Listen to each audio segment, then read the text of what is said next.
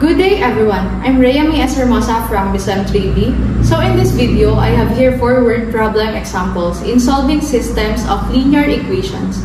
2 examples for 2 variables and another 2 for 3 variables. But before that, let's ask first, what is system of linear equations? A system of linear equation is 2 or more linear equations with the same variables. The solution of the system is the pair or set of numbers that satisfies all equations at the same time. Now, before we solve, let's first classify system of equations. Based on our module, there are 3 cases. First is consistent and independent system. The 2 lines intersect at exactly 1 point. This means there is only one solution. Second is consistent and dependent system. The 2 lines are exactly the same or coinciding. This means there are infinitely many solutions. And the last one is inconsistent system. The 2 lines are parallel and will never meet. This means there is no solution. So when we solve, it's not just about getting an answer. We also identify whether the system is consistent and independent, consistent and dependent, or inconsistent.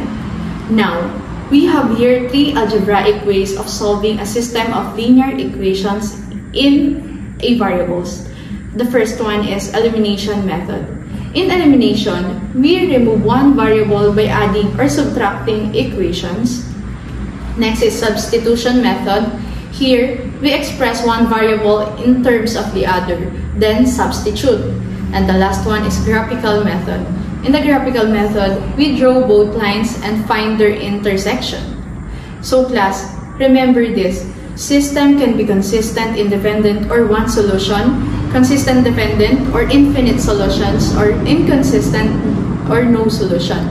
Elimination cancels one variable, while the substitution replaces one variable with an expression, and graphical method shows the solution as the intersection of 2 lines. And for 3 variables, we usually use elimination and substitution step by step. At the end of the day, all of these methods lead us to the same goal, finding values that satisfy all equations at once. So let's have an example for 2 variable word problems. The first problem is, at a bookstore, 40 books consisting of novels and textbooks were sold. Novels cost 120 pesos each and textbooks cost 200 pesos each. The total sales amounted to 6,400. How many novels and textbooks were sold? So the solution is, let N be the number of novels and let T be the number of textbooks. So, i-analyze lang natin yung problem. So sabi dito, yung 40 books, nagkukonsist siya ng novels and textbooks. So, ang first equation natin is N plus T is equals to 40.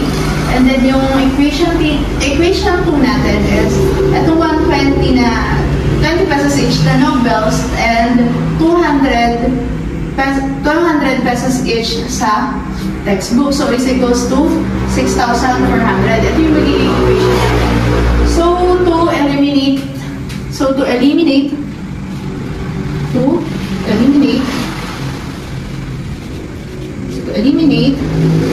and i-multiply natin sa negative 120 yung equation 1 para ma-eliminate natin yung n.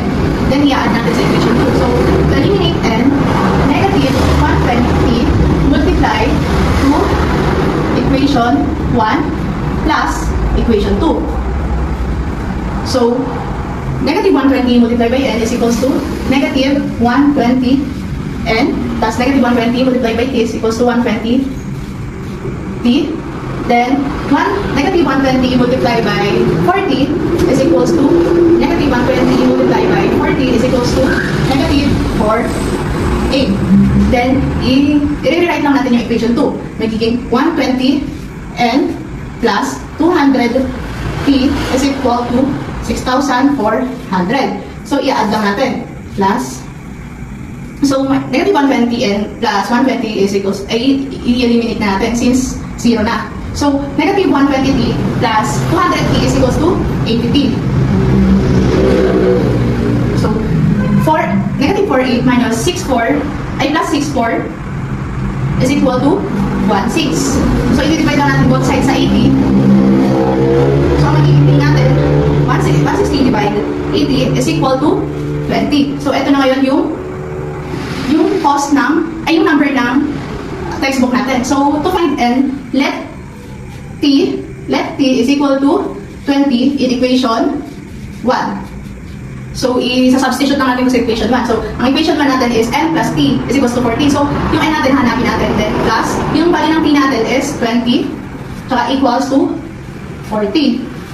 Then, n is equals to 40. Then, ililipat lang natin yung 20 magiging negative. So, n is equals to 20. So, ito yung number ng novels natin. So, therefore, there are 20 novels and 20 textbooks first solved in problem number 1. So, let's proceed to the problem number 2. A farm has chickens and rabbits. There are 35 animals in total. If the total number of legs is 94, how many chickens and rabbits are there? So, yung chickens have 2 legs and rabbits have 4 legs. So, the solution is, let C be the number of chickens and R be the number of rabbits. So, ang magiging equation 1 natin is C plus R is equals to 35. So, naka-indicate naman dyan. Then, yung equation 2 natin is 2C plus 4R is equals to 94. Yun yung magiging equation natin. So, to find C, i-multiply natin yung equation 1 to eliminate C, multiply natin yung negative 2 sa equation 1. So, magiging, isusulat natin 2, eliminate C, negative 2, multiply to the equation 1 plus equation 2. So, negative 2 multiply 2C is equals to negative 2C.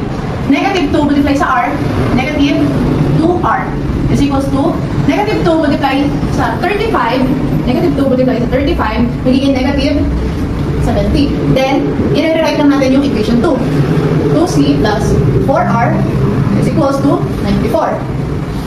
So, negative 2 plus 2C is equals to 0. So, cancel na natin yun. Then, negative 2R plus 4R is equals to 2R. It equals negative 70 plus 94 is equals to 24. So, i-divide natin both sides sa 2 para makancel yung 2. Then, ang matira lang is R. So, 2R divide 2 is equals to R is equals to 24 divide 2 is equals to 12. So, ito na yung value ng rabbit natin. Then, to find C, let R is equals to 12 in equation 1. So, isa-substitute lang natin yung R sa 12. So, C, i-rewrite lang natin yung C plus, yung value ng R is equals to 12, then equals to 35. So, C is equals to, kakapin lang natin 35, then ibababa natin yung, then ilipat natin yung 12 kaya magiging negative. Then, C is equals to 35 minus 12 is equals to 23. So, ito yung magiging value ng chicken natin. So, therefore, there are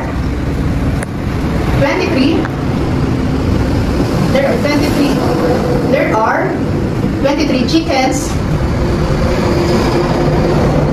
and 12 rabbits. Here's the answer for problem number 2. So let's proceed to the 3 variable word problems. Problem number 3. A store sells erasers, notebooks, and pens.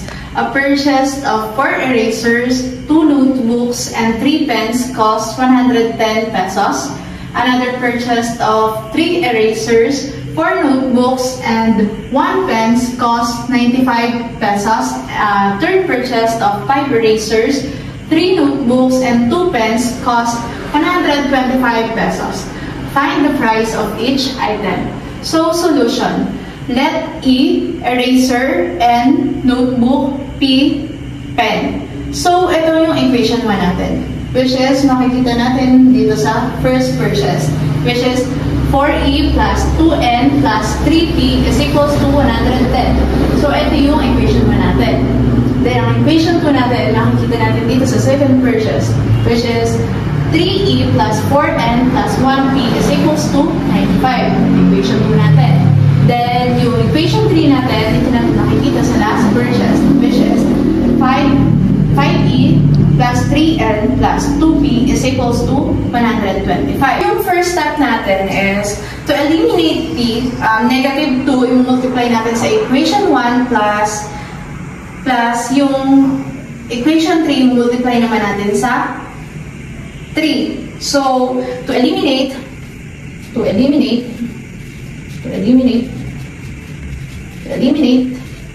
p, negative 2 multiply sa equation 1 plus yung equation 3 multiply naman sa 3. So, yan. 3. So, negative 2 multiply sa equation 1 is equals to 8e, negative 8e. So, negative 2 multiply sa 2n, negative 4n. Negative 2 multiply sa 3p is equals to negative 6p.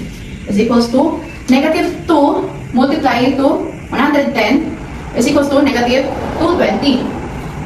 Then, plus 3 multiply natin sa 5 is equals to 15e. 3 multiply sa 3 magiging plus 9n. Then, 3 multiply sa 2 is equals to positive 6p. Then, equals to 125 multiply sa 3 is equals to 375. So, add natin. So, negative 8e plus 15e is equals to 7e. Negative 4n plus 9n is equals to 5n. Positive 5n. So, negative 6 plus 6p is equals to 0. Kaya i-eliminate na natin yung p. Then equals negative 220 plus 375 is equals to 155. So, ito na yung magiging equation 4 natin. So, to eliminate p ulit, para makuha natin yung equation 5, to eliminate p again, yung 2, sa equation 2, yung multiply natin yung 2, plus, negative 1, multiply sa equation 3. So, yung 2, multiply sa equation 2, magiging 6e. 2 multiply sa 4, magiging 8n. Then, 2 multiply sa 1 is equals to 2p equals to 95. 95 multiplied by 2 is equals to 190. So, nakuha na natin. So, plus negative 1 multiply sa equation 3 magiging negative 5e, negative 3n, negative 2p. Then equal to negative 125. So, i-add na natin. So, magiging 6e plus negative 5e is equals to e. Then positive 8n plus 3n is equals to positive 5n. Then, plus positive 2p plus negative 2p is equals to 0. Kaya eliminate na natin. Equals to 190 minus 125 is equals to 65. So, ito na yung magiging equation 5 natin. So, since nakuha na natin equation 4 and equation 5, so, to eliminate, ang next na natin i-eliminate is n. To eliminate n, equation 4 plus negative 1 multiply sa equation 5. So, i-rewrite lang natin equation 4. Magiging 7e plus 5n is equals to 155. Then, yung equation 5 yung multiply na lang natin sa 1, magiging negative e, negative 5n is equals to negative 65. So, ang nangyayari is 7e plus negative e is equals to 6e, then 5n plus negative 5n is equals to 0. Kaya cancel out na natin. Wala na siya. Then 155 minus negative 65 ay plus negative 65 is equals to 90. Then, yung multiply natin sa 6 both side para makancel yung 6. Then e is equals to 90 divided 6 is equals to 15. So, ito na yung pala ng eraser natin. So, to find n, let e is equals to 15 in equation 5.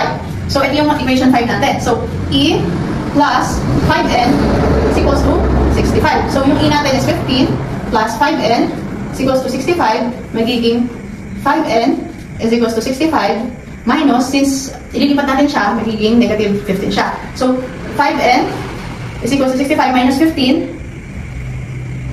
magiging 50, then divide natin both sides sa 5. Then yung n is equals to 50 divide 5 is equals to 10. So, ito na yung magiging value natin for notebook. So, to find, ang wala na lang natin is yung value ng pen. So, to find the value of pen, is a substitute natin yung n, yung e is equals to 15, then yung n is equals to 10 sa equation 1. So, to find p, let e is equals to 15 and n is equals to 10 in equation 1. So, substitute lang natin yung value nila parehas. So, for e, yung e is equals to 15 plus 2, yung value ng n is 10, then plus 3, p, so ito yung hanapin natin, is equals to 110. Then, 4 multiplied by 15 is equals to 60 plus 2 multiplied sa 10 is equals to 20 plus bring down ng ating 3p is equals to 110. So, 60 plus 20 is equals to 80 plus 3p is equals to 110. So, i-bring down naman si 3p equals to 110. Since ililipat natin sa kabilang side, magiging negative 80. Then, 3p is equals to 110 minus 80 is equals to 30. So, divide natin both sides sa 3. Magiging p is equals to 10. So, ito yung value ng pen natin. So, since di na kasya dito, dito na lang natin lalagay yung therefore. So, therefore, the price of each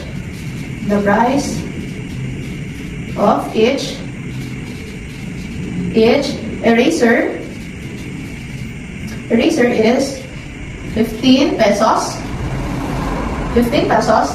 Notebook is 10 pesos.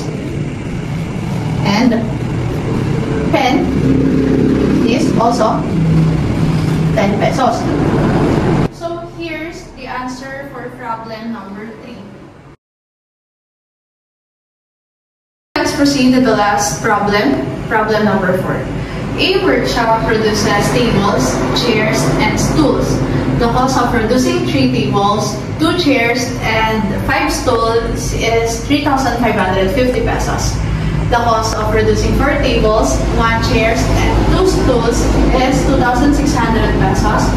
The cost of producing 2 tables, 3 chairs, and 3 stools is 2,950 pesos.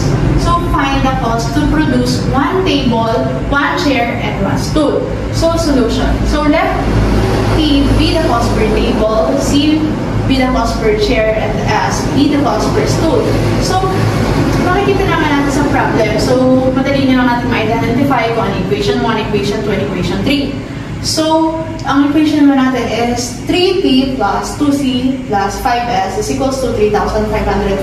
At equation naman natin. Then, equation number 2, equation 2, 4t plus c plus 2s is equals to 2,660.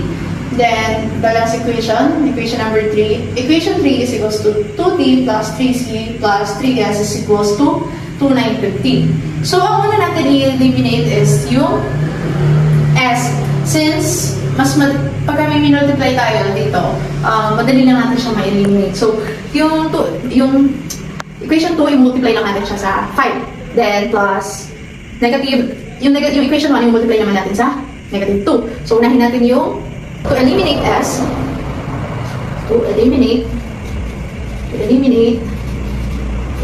s, 5 multiply sa equation 2 plus negative 2 multiply sa equation 1. So, yan ang magiging first step natin. So, 5 multiply sa 4 is equals to 20p. 5 multiply sa c is equals to 5c. Then, 5 multiply sa 2s magiging 10s is equals to 5 multiply sa 2, 660. 660 multiply by 5 is equals to 13,300. Then, yung next natin is negative 2 multiply sa equation 1 magiging negative 60 Then, negative 2 multiply sa 2, magiging negative 4C. Then, negative 2 multiply sa 5S equals to 10S is equals to 3,550 multiply by negative 2 is equals to 7, 1. So, add lang natin. So, 20t plus negative 60 is equals to 14t. Then, 5c plus negative 4c is equals to positive c. Then, 10s plus negative 10s is equals to 0. Kaya eliminate na natin siya, tatawin na natin. So, 33 plus negative 7 plus negative 7, 1 is equals to 6, 2, ay magiging, magiging 13,000 pala to, 13,000. So, magiging, namali pala ako dito ng sulat, 26 lang ba, 26 lang pala. So, ang equation 2 natin is 2 multiplied by 26, ay 5 multiplied by 26 is equals to 13,000. Kaya 13,000 plus negative 7,1 is equals to 5,9. So, ito yung magiging equation 4 natin. So, to eliminate S again, to eliminate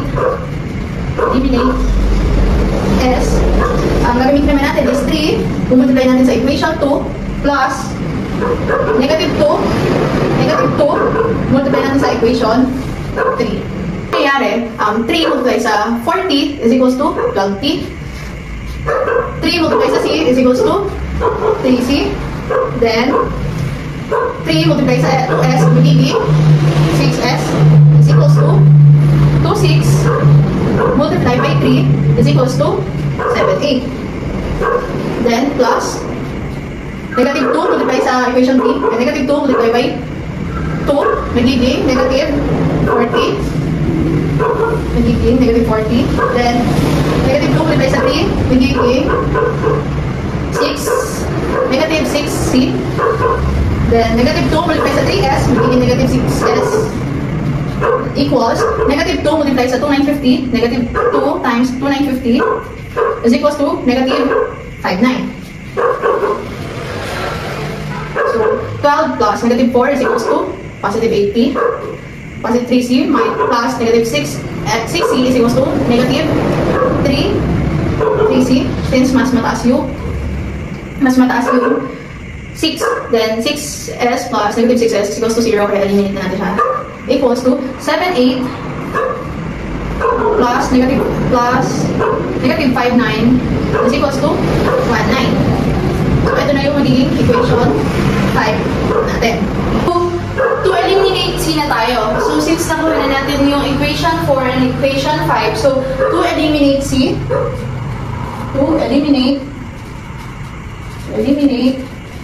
C, yung equation 5 kung ano naman natin. So, sa equation 4, gagamit tayo ng 3 multiply by equation 4 plus equation 5. So, 3 multiply by 14, 3 multiply by 14 is equals to 42E. Then, 3 multiplied by C is equals to positive 3C. Then, 3 multiplied by 5,9 is equals to 17,700.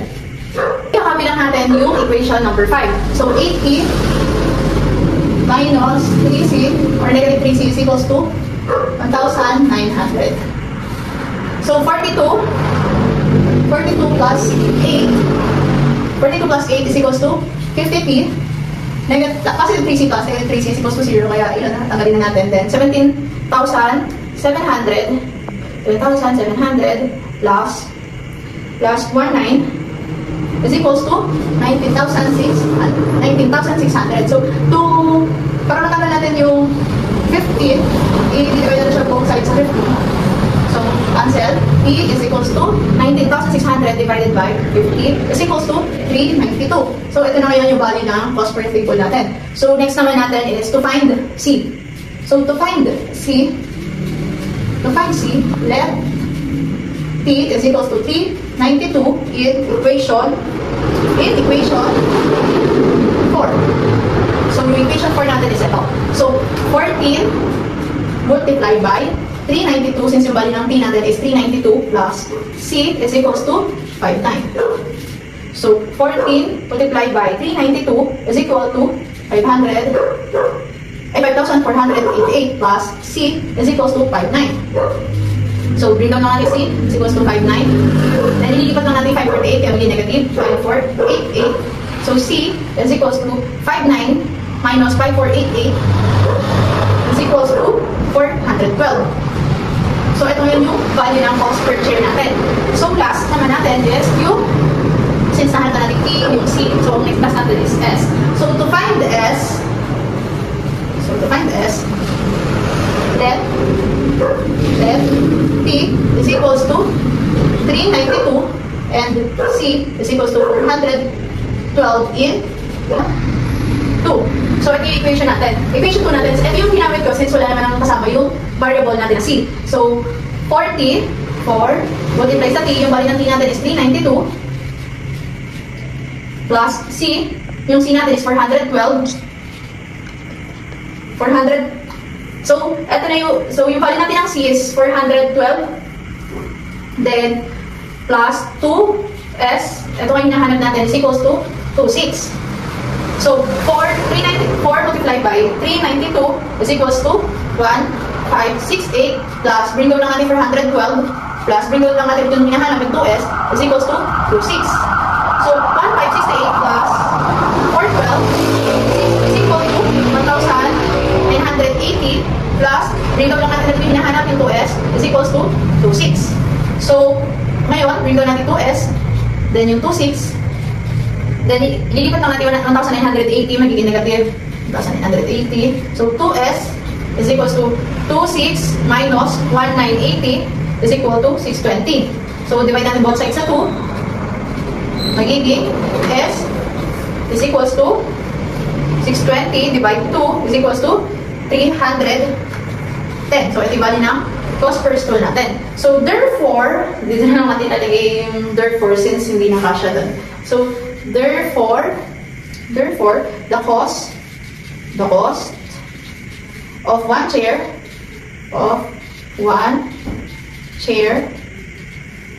is ito 412 pesos. The stool is yung last natin nakuha which is 310 pesos. 310 pesos. And the table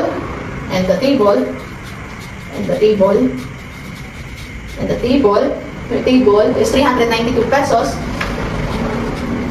92 pesos. So, yan ang naging sagot natin sa problem number 2. So, that's all for today. Thank you for listening.